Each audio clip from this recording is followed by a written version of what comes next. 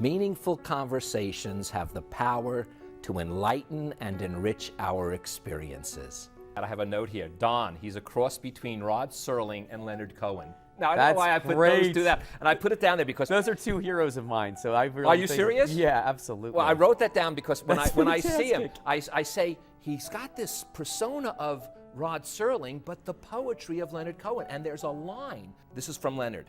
Act the way you would like to be, and soon you'll be the way you act.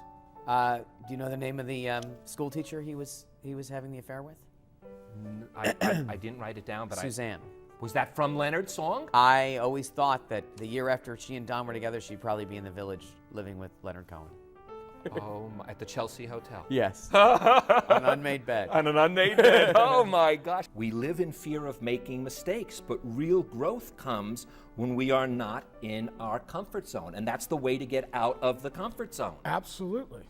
You know, we all need to be pushed. If we stay in our comfort zone, all you have to think of is your own career. Where did you learn the most?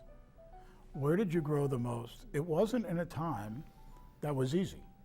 It's generally in a time that's hard.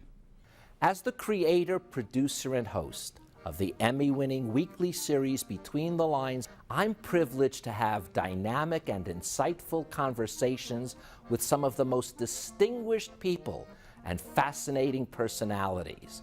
And then I get to share it all with my viewers.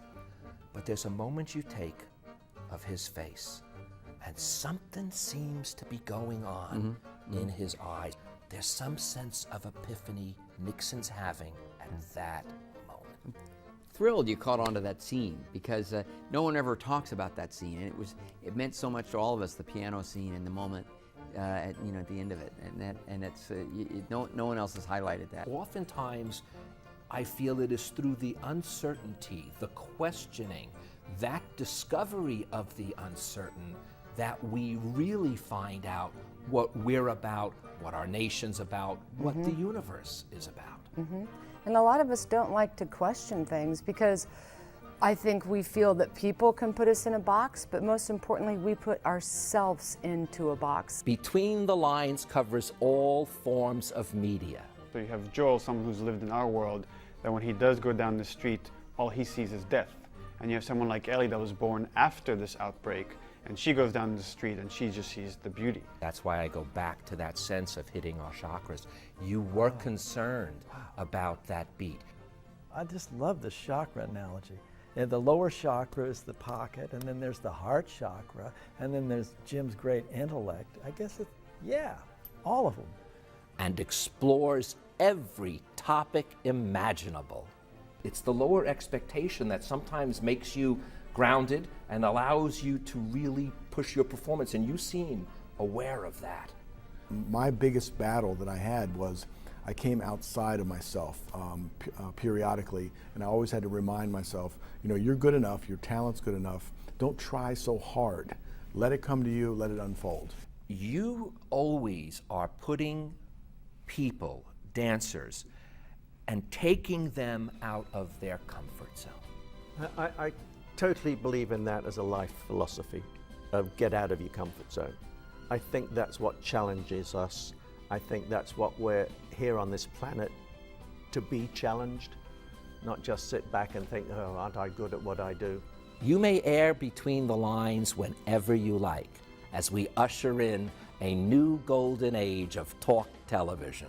You're bringing people together to engage in dialogue, to promote understanding, whatever it is that their message may be, the need and the desire, the hunger and thirst for greater understanding of other cultures. It was an enormous pleasure to talk to you and just talk about other things that I think are directly related.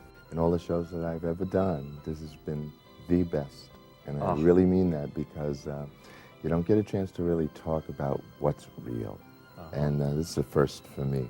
Thank so you so I really much. am very fortunate to be here. I'm thrilled. I'm thrilled to know you, and I'm thrilled to know about your show as a result.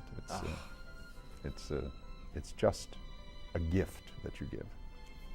It's so nice when you have somebody who's a really terrific person to talk to and easy to talk to, and you make your guests feel really at ease, at least me. I don't know about talking about your other guests, but I'm somebody who's very shy and is not comfortable in front of a camera.